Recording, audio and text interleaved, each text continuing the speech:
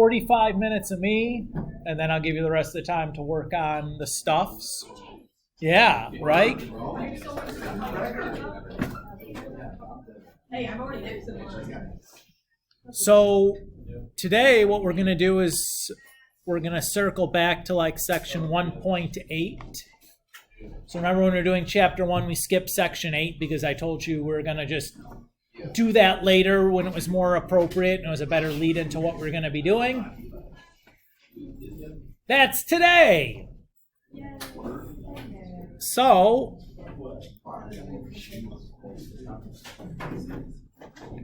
we're going to start by remembering a couple of things from geometry.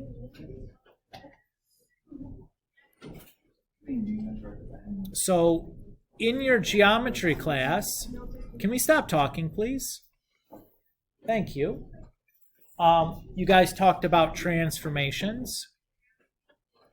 And there were 3 in particular that you would have spent some time talking about. There's translations, reflections, and dilations.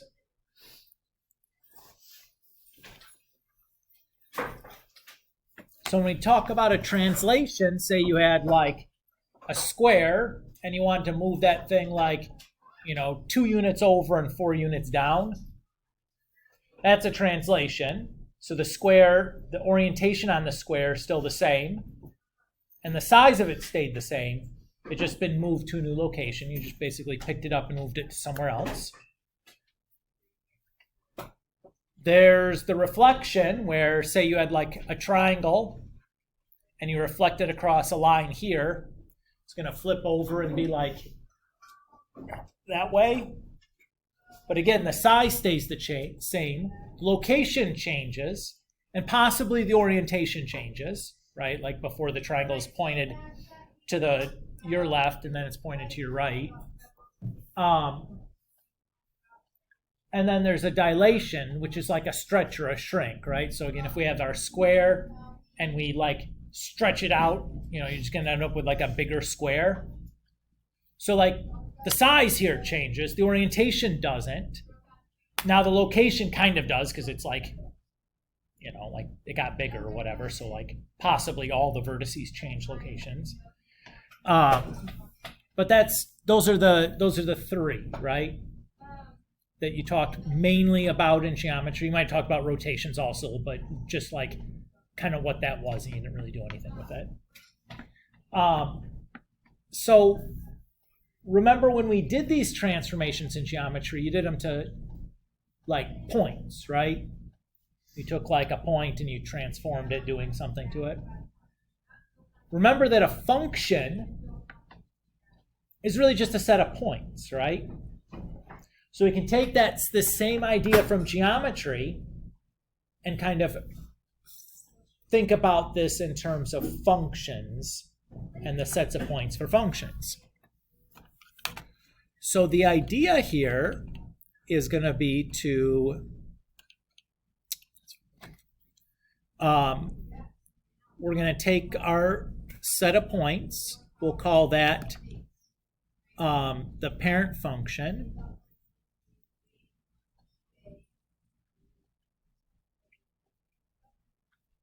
That's like the start.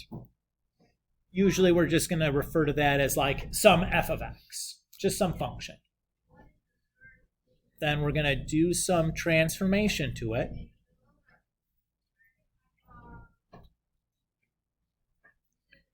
And that creates what we call a resultant function. That's like the end. And the way that we describe that resultant function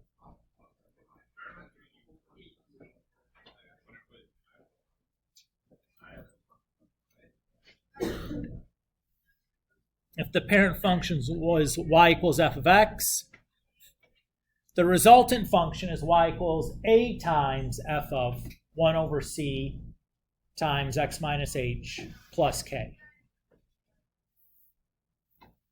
So that's like the general form of any transformed parent function is going to look like that, or we can write it in that form. And somehow then these coefficients, these A, C, H, and K, communicate all the different types of transformations we can do. So they'll somehow communicate to us any kind of translation that happened, or reflection, or dilation. So let's talk about how they communicate that to us.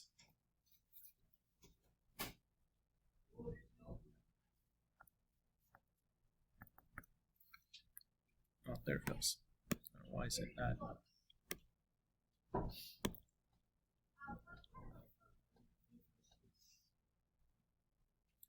So the first one we're going to talk about is the C.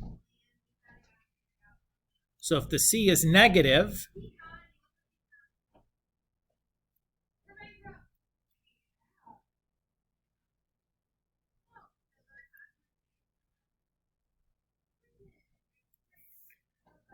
that's going to cause a reflection across the y-axis.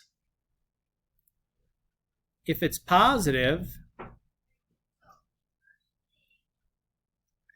we're going to get no reflection.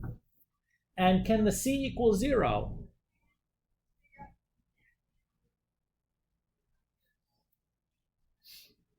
No, why not? It's in the denominator of a fraction, right? Look at the thing. It says 1 over C. You can't have 1 over 0. That doesn't make any sense.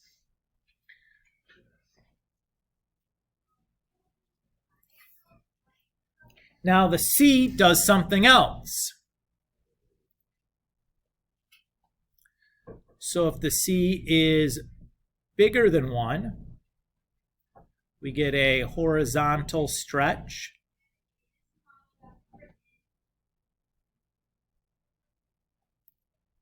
By a factor of C.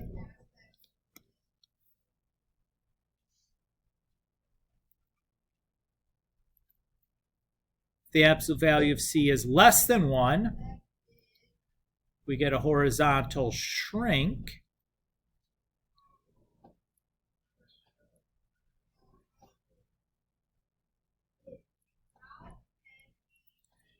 And if it's exactly equal to 1, we get no horizontal dilation.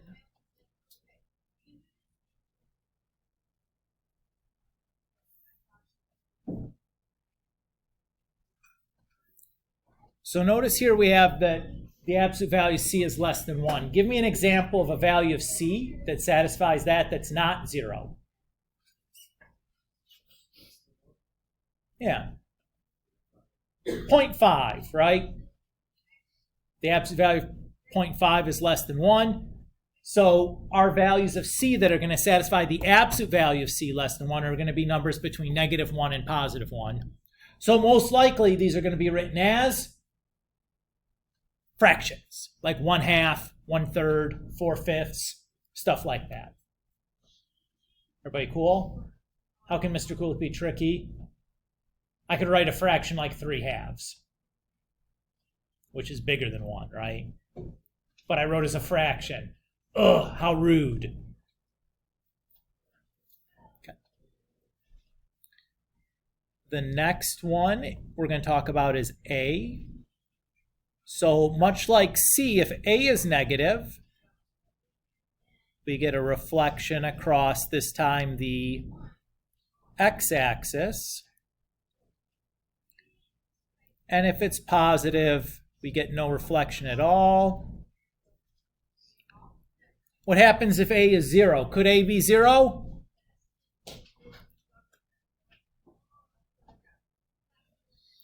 It could, but would it? It would just zero everything out, right? You no longer have the function f, so like you didn't transform anything. So again, A would not ever be 0. Everybody's okay with that idea? So just like C. And then also, just like C, A does another thing. It also controls vertical stretches and shrinks by the same rule. So if its absolute value of a is greater than 1, we have a vertical stretch by a factor of a. If the absolute value of a is less than 1, we got a vertical shrink.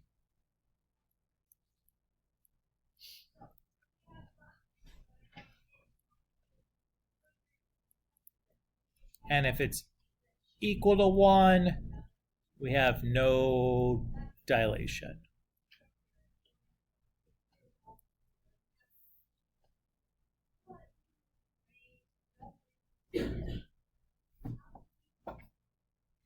Okay, so A and C both do two things. They control the reflecting and then the dilation. So the C controls stuff going left and right. So if we flip across the y-axis, we're flipping side to side and stretching or shrinking left and right. The A's control the up and down stuff. So flipping across the x-axis is like reflecting up and down. And vertical stretches and shrinks. Cool with that? That leaves only the translations left. So H and K must control that. So if H is positive, we shift right H units. If it's negative, we're going to shift down H units. And if it's equal to 0, we don't do any shift. I didn't right and down, Mr. Kulik. What are you, some kind of Dumbo? Right and left. I'm glad I caught it. And if H is 0, they just don't do any shifting left or right at all. What do you suppose K is going to do? The up and downs, you got it, via the same rules.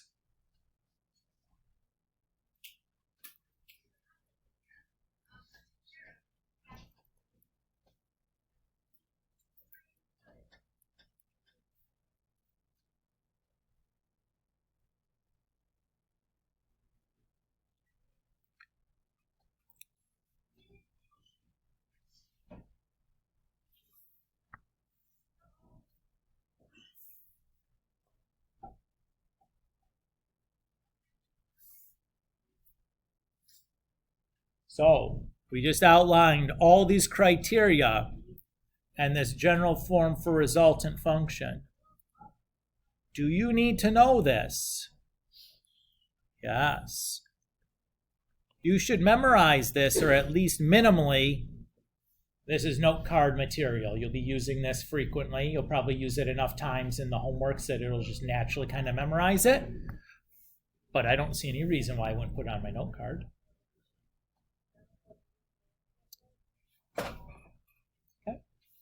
Let's do some examples.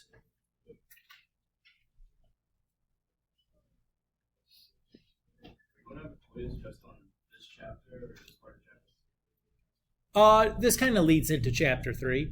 So the same ideas here are going to be the same ideas we're using at the beginning of chapter 3. And I'll talk about how it's going to tie in here in a second. But these are the same techniques we'll be using.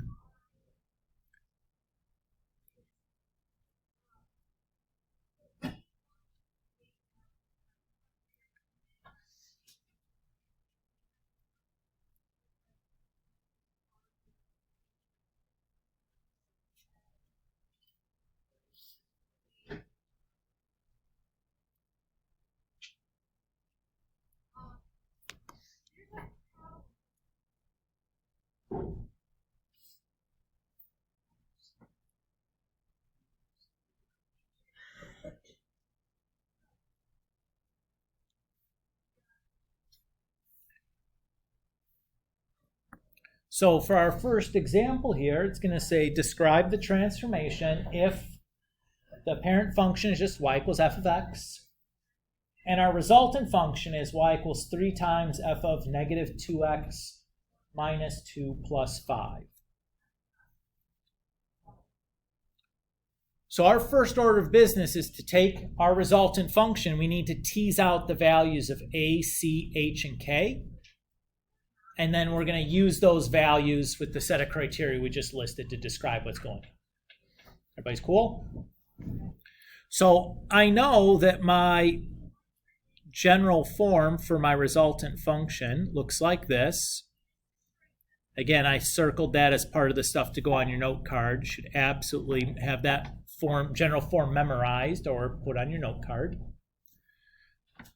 So it should be pretty obvious here that, okay, I can just kind of look and say that, okay, A is 3, K is 5, but this stuff in the middle, the form doesn't quite match up. So I can't say right away what C and H are going to be, right? Because it doesn't look the same as the inside of my general form there. You guys see that? So what I'm going to do is I'm going to try to make it look the same as that general form so I can just pick out the values of C and H. Cool with that plan? I notice the general form, I have the inside there factored. So if I look at -2 minus 2, do we see a greatest common factor between -2x and -2? I mean, -2, guys, right? So if I factor that out,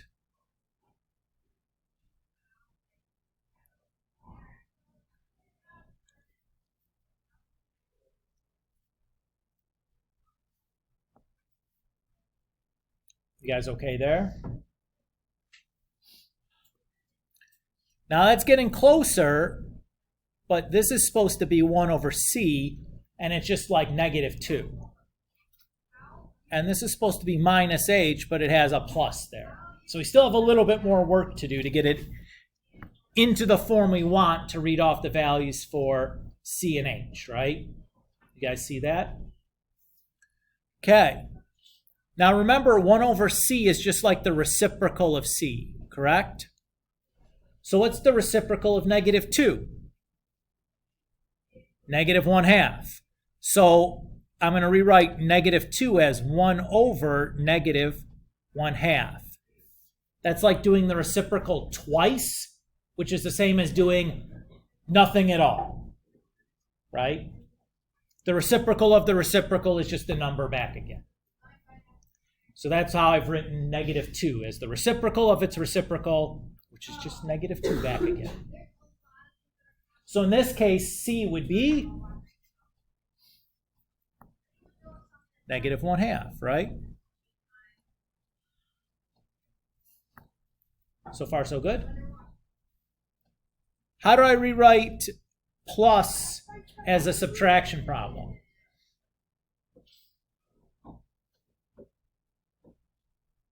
How about minus a negative? You guys buy that?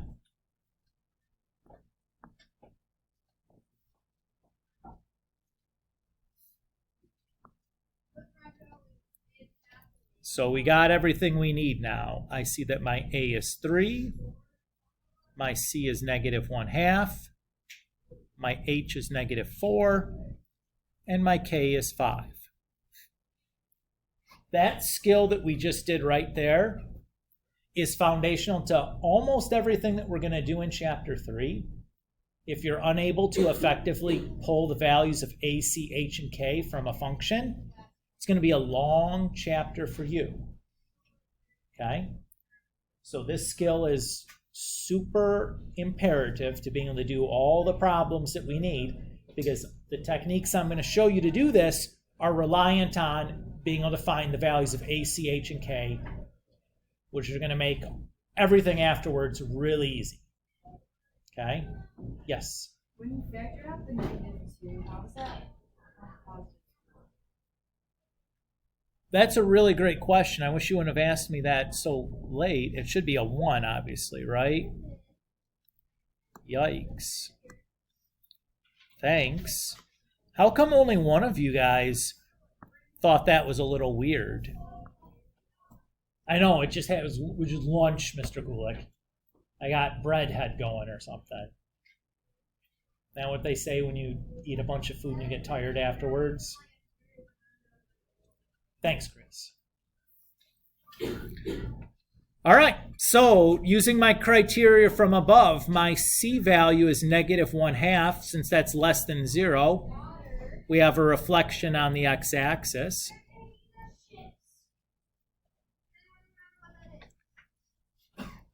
Since the absolute value of my C is 1/2, and that's less than 1, we have a horizontal shrink by a factor of 1/2.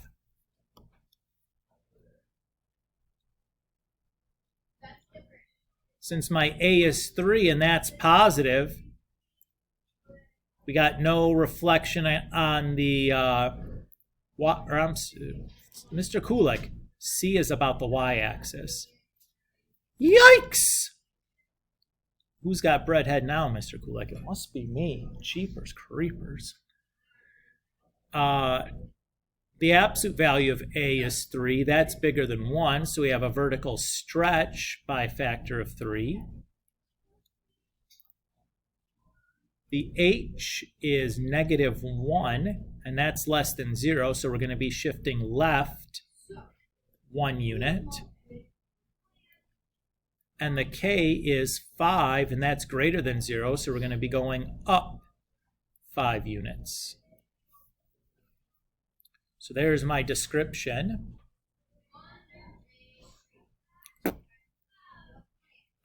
Everybody's cool with that?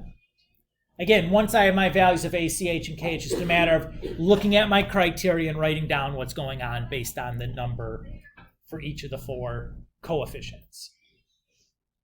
Pretty easy, at least after you have your A, C, H, and K, right? After that, it's usually smooth sailing. All right, let's look at another example of doing this. Let's say if the parent function is y equals x squared, and I should say f of x equals x squared, and the resultant function is y equals -3 negative x plus 4 squared minus 1.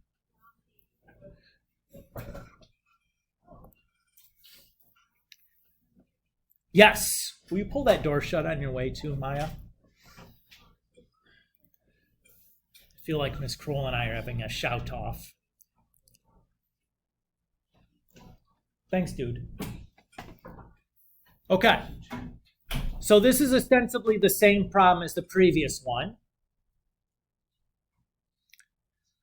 with one small difference.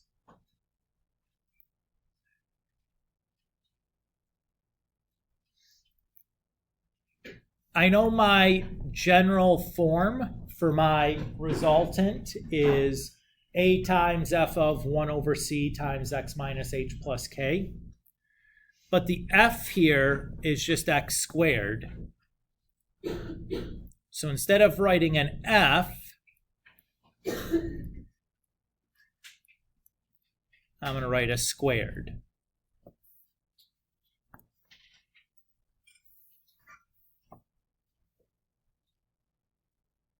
Everybody's cool? So now I'm going to just try to get this to be written in that form. And I should be good. Cool plan? So I notice I have the same issue as before. The A and the K are really quite straightforward, but the C and the H look a little bit hidden right now. So I'm going to start the same way by factoring a greatest common factor off of the negative x plus 4. What is the greatest common factor there amongst negative x and positive 4? -1, right? Why does it have to be -1 and not +1? Because in the general form, the coefficient on x is +1, right? So we're going to do that.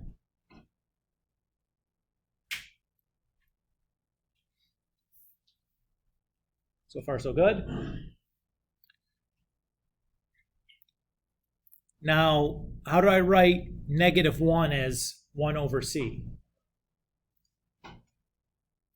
I mean, come on, Mr. Gulick, just 1 over -1, right?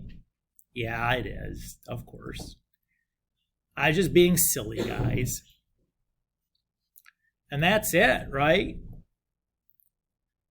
Because I noticed the h is now, or the negative sign is in front of the h, so I'm good to go there. So my a is -3.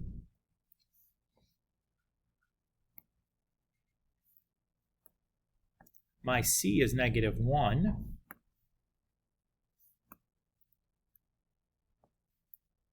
My h is 4. And my k is -1. The number one place students make mistakes on this is with the h. The sign on the h is always kind of the opposite of what it looks like in your equation, right? So don't let that trip you up. And in the interest of time, I'm not going to write out the criteria again because this was the hard part, right? Getting the A, C, H, and K. I just wanted to do another example of that. I assume you can read and decide if things are greater and less than stuff. It's usually a pretty easy skill. Sure. All right. Next example.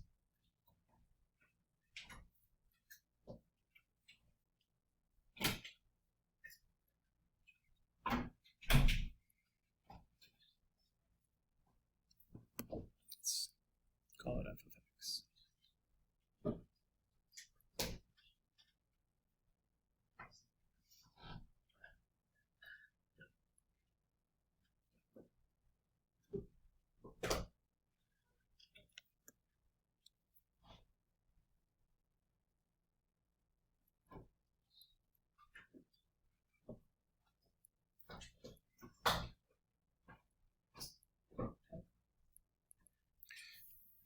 So suppose we have the parent function f of x equals x squared minus 3x, and we want to find the resultant function after the following transformations.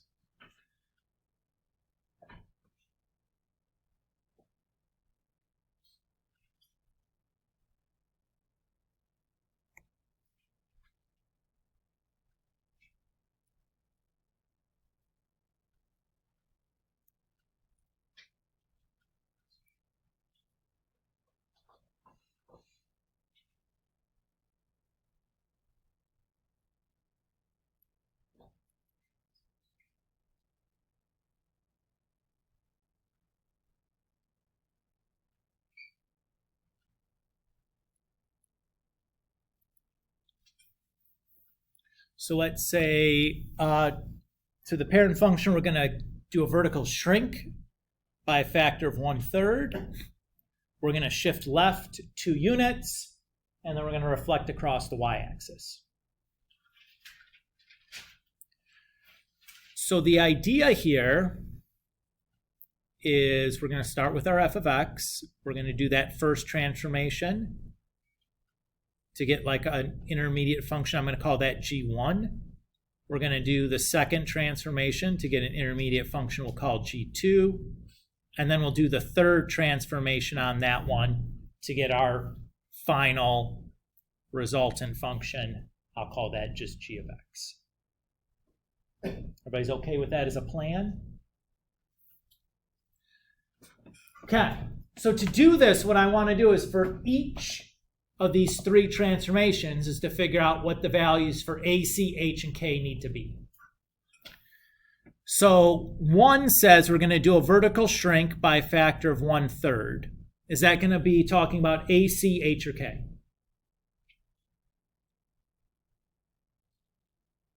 So how can we tell? We go back to our criteria list that we listed above. And I see, okay, A's are doing vertical shrinks, right? So the A in this case should be 1/3. Now, nothing else should be happening, right? When C what value of C do I need to have if nothing happens from C?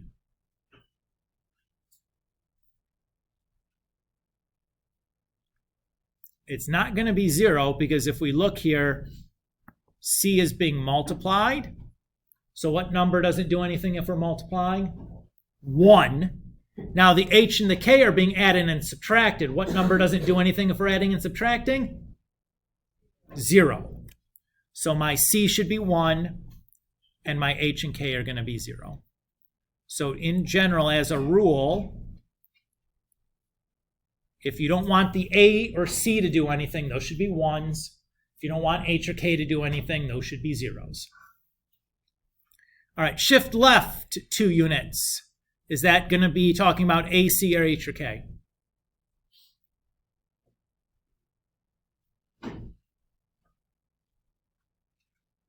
H. And what value should H have? Since it's going left, it needs to be negative, because remember that's where the negative numbers live on the number line, is to the left. So -2. Now the A and the C shouldn't do anything, so those will be 1, and the K shouldn't do anything, so that'll be 0. If we're talking reflecting across the y-axis, are we talking about A, C, H, or K? Nope. K's up and down. C. What value should C be if we're going to reflect across the y-axis? Go back and look. Just says it has to be negative, right? So any negative number will work? No.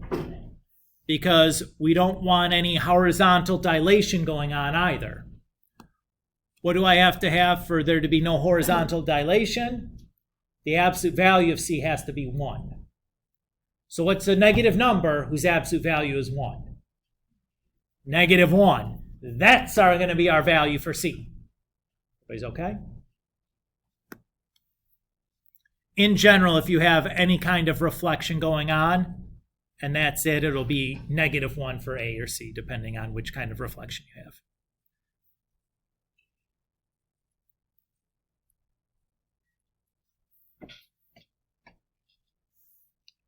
Any questions how I came up with the values for A, C, H, and K in any of those 3 steps? Okay? So for step 1, my G1 is going to be A times F of 1 over C, X minus H, plus K. And in G1, the A is 1/3, the C is 1, the H is 0, and the K is 0. That just simplifies down to 1/3 f of x. So far, so good. And we know what f of x is in our problem. X squared minus 3x. So I have 1/3 times x squared minus 3x. So if I distribute the 1/3 through, I have that G1 is 1/3 x squared minus, x, not 1. Dum-dum. Should have had that 3rd slice of pizza at lunch. 2 was enough there, fatty. All right. Step 2. So to find G2, that's going to be A times, but this time G of 1 of 1 over C times X minus H plus K. In this problem, A was 1, C was 1, H was -2, and then k was 0. So this simplifies down to just g1 of x plus 2.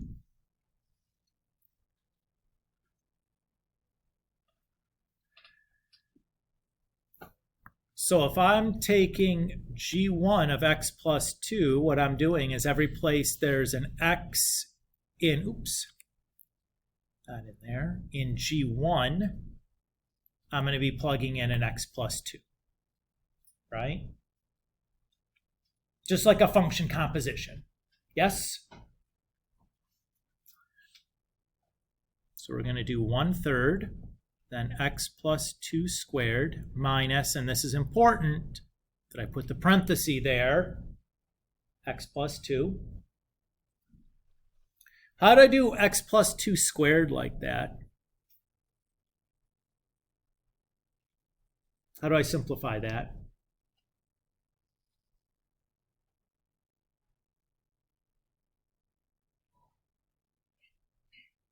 I got to FOIL that out, right? That's x plus 2 times x plus 2. It's not x squared plus 4. You have to FOIL that. And then we got to distribute the negative through the parenthesis for the negative x plus 2. And then I'm going to distribute the 1/3 through.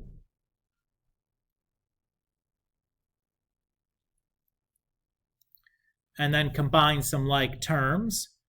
2/3 minus 1 is going to be negative 1/3.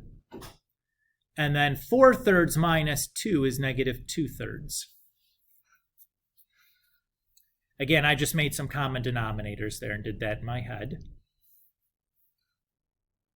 Hopefully it doesn't take too much for you guys to see that.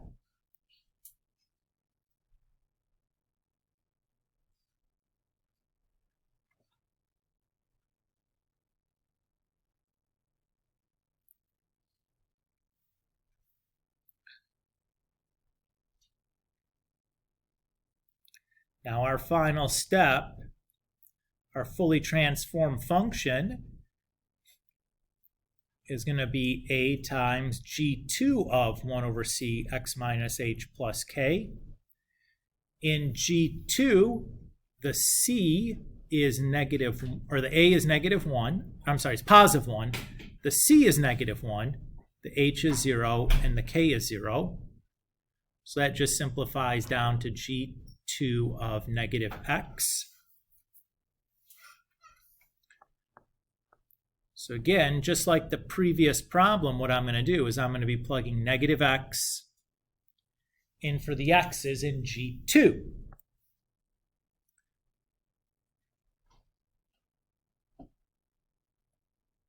So again, just like a function composition, or really when I'm plugging a negative x in, this reminds me a lot of those odd-even proofs that we did way back in chapter 1. Not way back, I guess, it's like a month or so ago. And now I'm just going to simplify. So negative x squared, negative x times negative x is positive x. Negative 1/3 times negative x is positive 1/3 x. And then I still have that minus 2/3. So this guy is my final answer.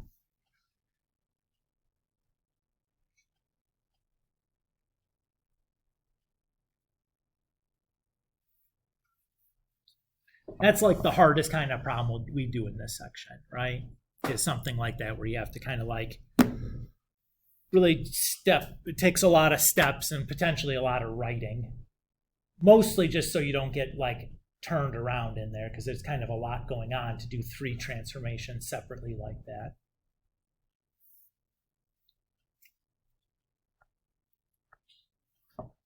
But you're just taking and doing the transformations one at a time. And once you get one transformation done, you do the next transformation to your result, your previous resultant, and you just kind of keep iterating thereon. What I want to talk about next is going to be graphing. And most of what we're going to be doing in Chapter 3 is going to be related to graphing. And the graphing technique I'm going to show you here is the same graphing technique that we're going to use all throughout Chapter 3. It's going to make your life a lot easier. Okie doke. All right. So here's the idea. So if I have some parent function with the point xy, and we do some transformation to it,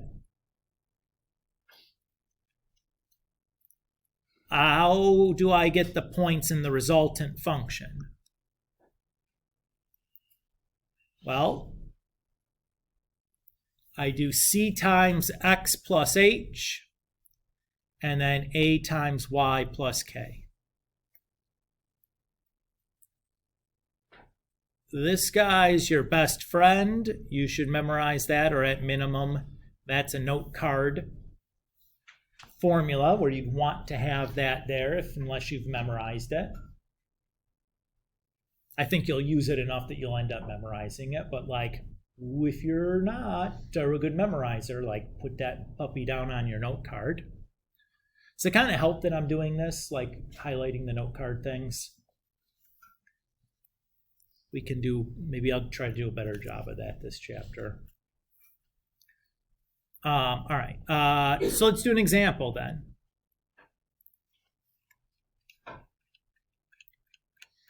So let's say that f of x is the set of points -2, 0, 0, -2, 2, 0, and then 4, 4.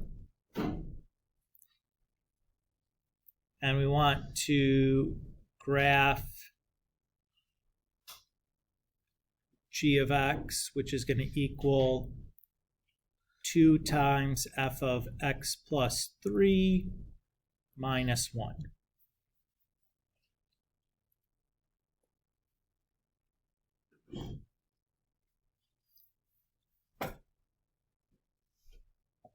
So far, so good? It's just a question, right? All right. So what I want to do is I want to start by taking this resultant function and teasing out the values for a, c, h, and k.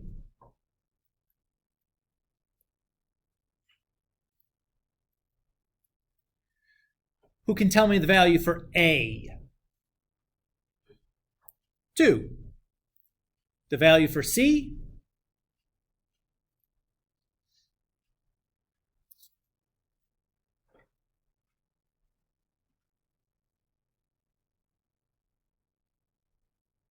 So what do I factor out of 1 plus 3?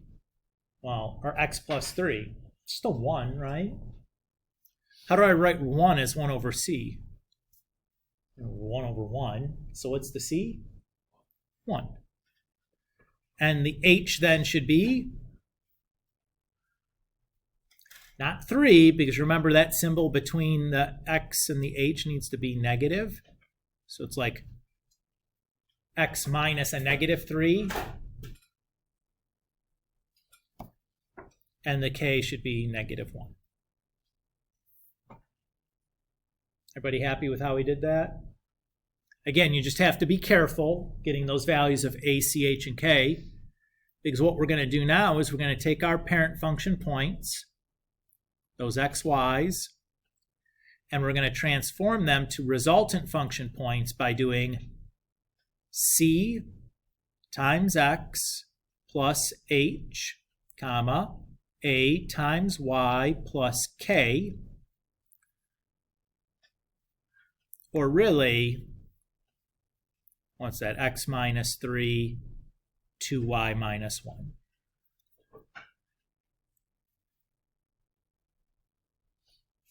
So everybody super good so far? All I did was find those values for a, c, h, and k and then plugged them into my formula. So what I'm going to do now is I'm going to take each of those points in my parent function and just kind of push them through that formula that we just wrote. So I'm going to plug like -2 in for x, and then 0 in for y, and see what I get.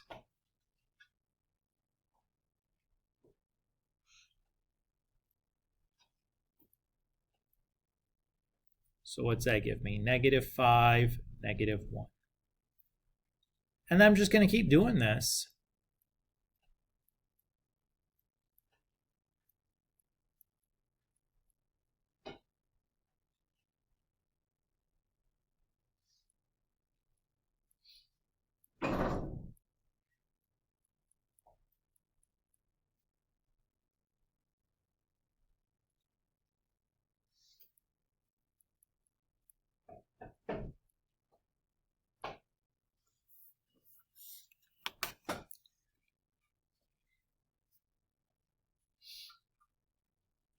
What do you think? So that's my resultant function there. So I'm just going to go ahead and graph him. Or it, I guess. There's no genders for math. 1, 2, 3, 4, 5, 1.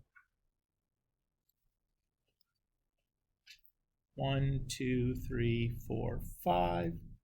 1, 2, 3, 4, 5. 6, 7.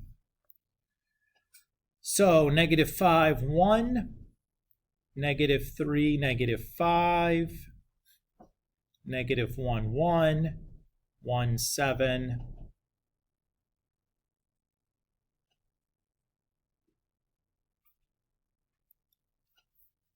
So something like that.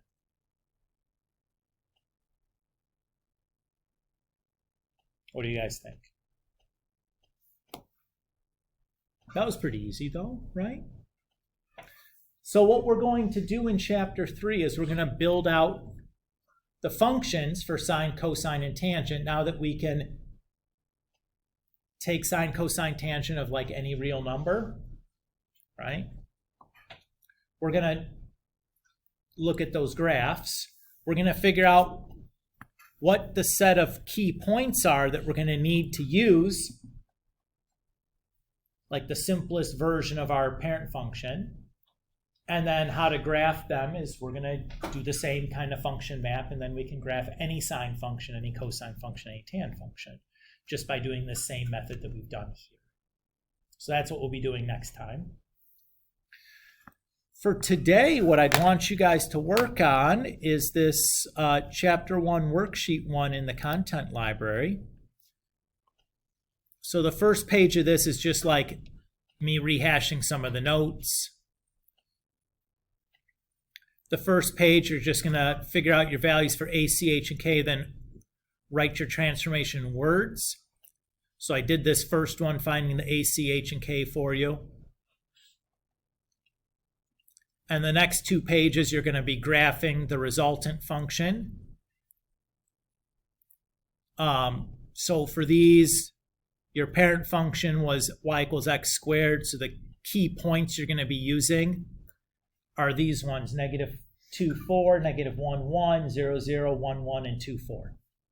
So you just do the same thing we did in that previous example. Those are the points for your parent function. Those are the same points for every problem on 5 through 8 there. Everybody cool? I'm going to stop talking now and let you guys start working. This worksheet 1 will be part of your Sunday's problem set. I think it'll be the only thing I think in Sunday's problem set. Certainly. And again, if you want to write this on separate paper, that's fine. You can just like write the problem and then write your answer on a separate paper if you like doing paper. If you're not a OneNote person, that's fine.